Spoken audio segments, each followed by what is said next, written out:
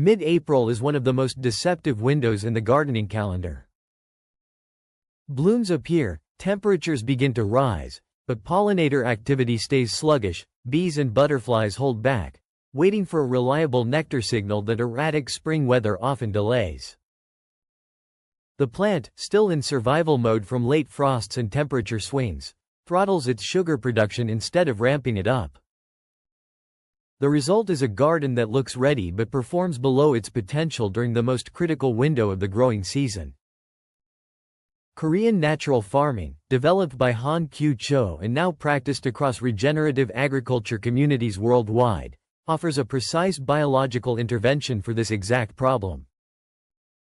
Fermented fruit juice, specifically the enzyme-rich extract drawn from seasonal fruit scraps, acts as a direct trigger for plant sugar signaling, overriding the stress response and forcing early nectar production in a way that no synthetic spray can replicate. The preparation requires 2 ingredients: seasonal fruit scraps and organic brown sugar at a 1:1 ratio by weight. Mango skins, overripe banana peels, citrus pith, and berry remnants all work exceptionally well because of their high enzyme and volatile compound content. Pack the fruit scraps into a glass jar, add an equal weight of brown sugar, stir to coat every surface, and cover with breathable cloth. The sugar draws moisture and cellular fluid out of the fruit through osmotic pressure. No heat, no chemicals, no disruption to the living microbial content. Within 24 hours, the mixture becomes visibly active. By day 3 to 5, the liquid separates from the solids and carries a complex, sweet fermented scent.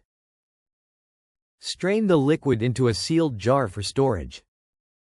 At room temperature and away from direct sunlight, this concentrated extract remains shelf-stable for up to a year without losing biological potency.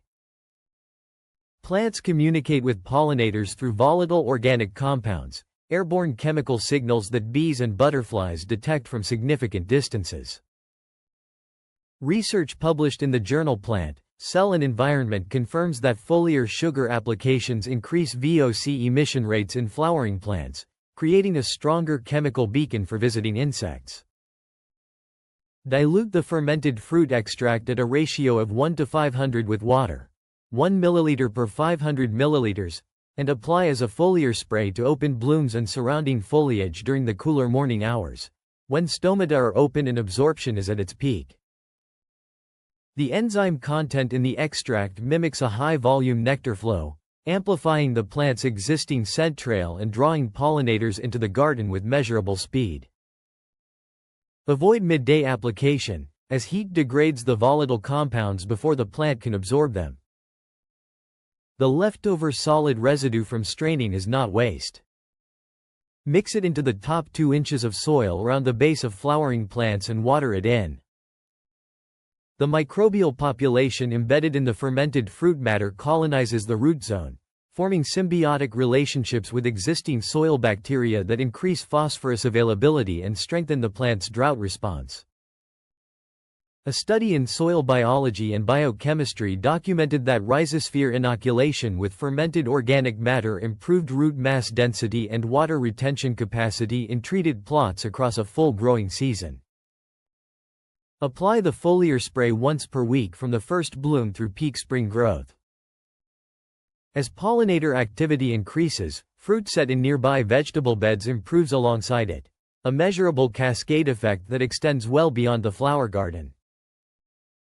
Track cocoon activity, ground nesting bee presence, and fruit set weekly to observe the system building momentum.